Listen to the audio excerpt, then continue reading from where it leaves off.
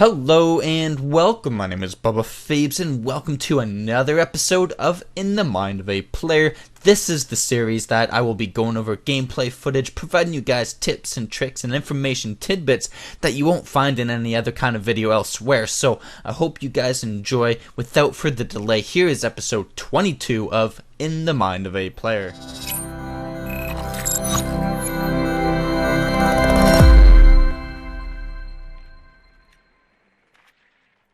We're going to start off this round, ending off here in the drone phase, noticing that again, I still have control over my drone, and that is super important. I have placed it in the area where I'm going to be entering, and this is a tip that is all too often overlooked. People get their drones killed, but they're super useful, so I highly recommend doing your very best to hold on to it. You notice the biohazard isn't found on the map. We know where it is, but no one's wasted their drone to get it. So right off the bat, you see me hit the ground a little bit. They're a very aggressive defensive team. We've played a couple rounds, so I'm aware of that, and I'm aware of the peaks. Right off the bat, we see one of our own players get picked off. And one thing to take note of is that player icon. It's little details like this that really make, it's called game sense, and things to remember a little bit later on, and that's what makes a difference between a good player and a great player. But you see me gonna rush after him, see if I can catch him off guard if he just stops inside for a quick reload or something. He's moved on, so I'm gonna make my way back to my original entrance plan. And upon opening up this barricade, we can see right away that one of our teammates has already rushed his way onto objective. He must have noticed it's clear, and he's got a good chunk of the cap points already put into it.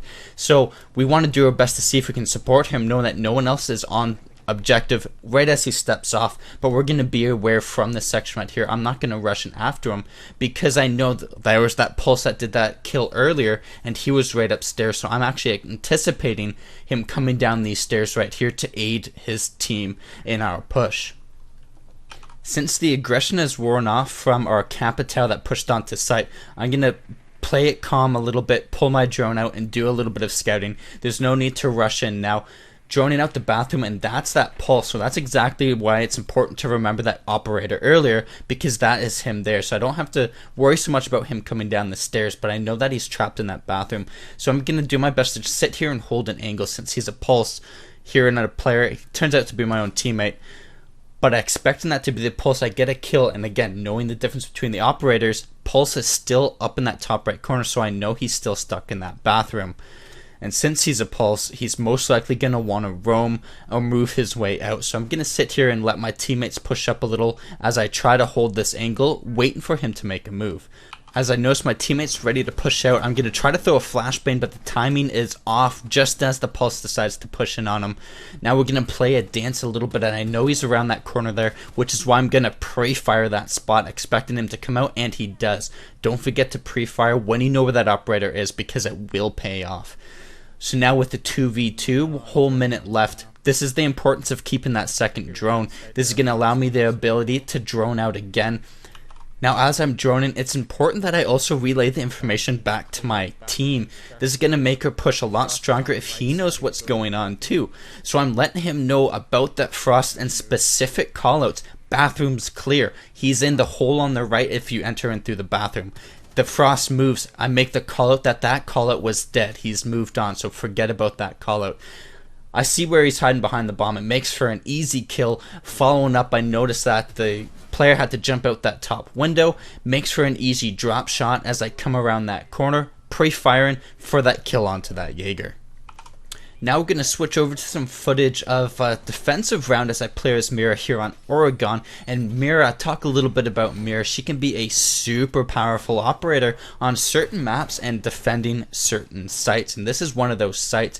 Her ability can be used to completely shut down and run an entire quarter all by herself with strategic mirror placements and opening up certain walls itself, as you will see right here, setting up that fortified wall right there. One main thing that I'm definitely keeping my eye out for as well as the rest of the team is that shock drone, and I will go out of my way to get rid of that shock drone because that can be detrimental to my mirror placement, which is why you notice I hold off on placing my mirror until I know for sure that starting phase shock drone is dead.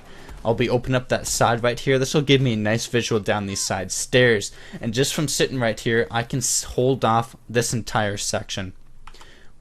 Mira works best not alone, but she works best when utility used by the other operators are there to defend her.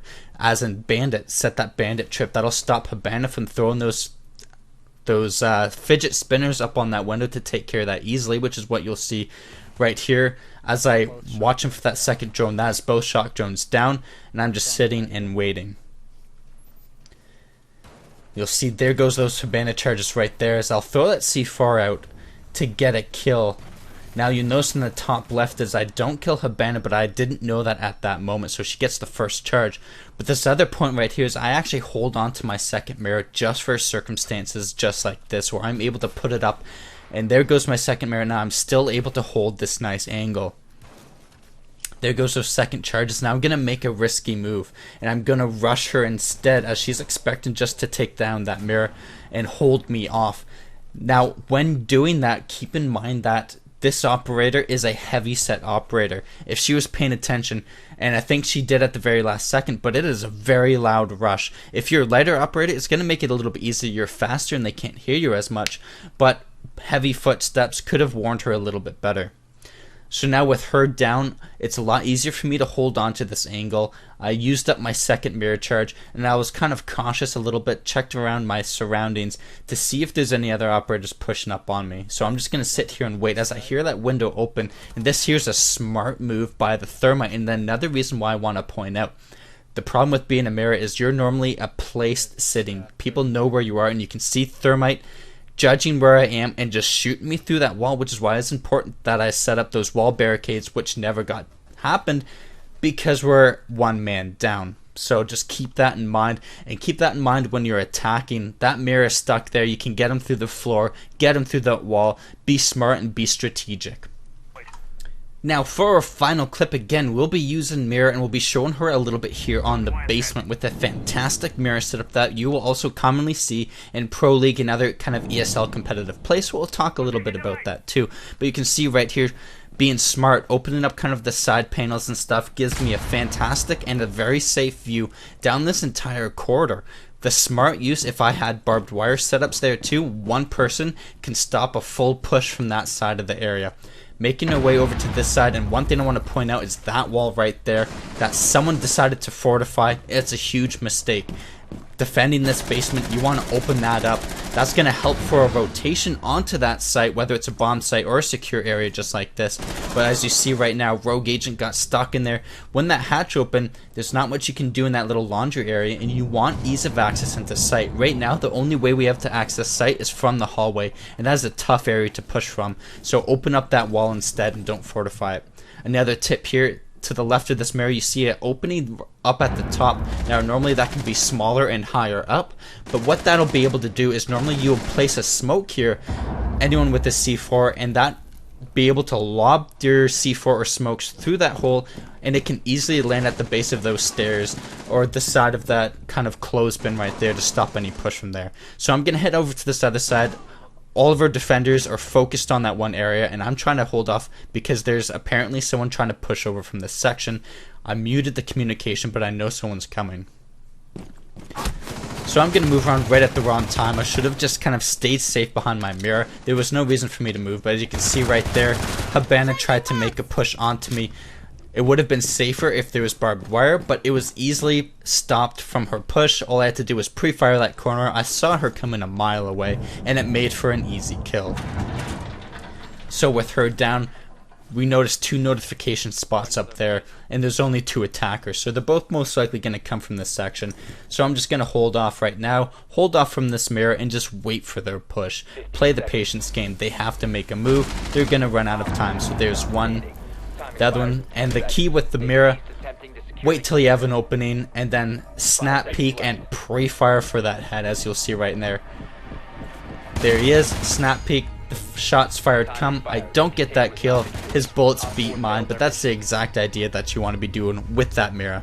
Well guys, that is it for today's video. I hope you enjoyed. If you did, go ahead and hit that like button down below. That'll let me know, as well as I'll be doing a video a little bit more focused on mirror strats. If you want to see that, don't forget to click that subscribe button. That'll keep you notified on that video, as well as any other videos that I will be having coming out. So again, thank you all so much for watching, and until next time, I'm Bubba Fabes, and I will see you guys later.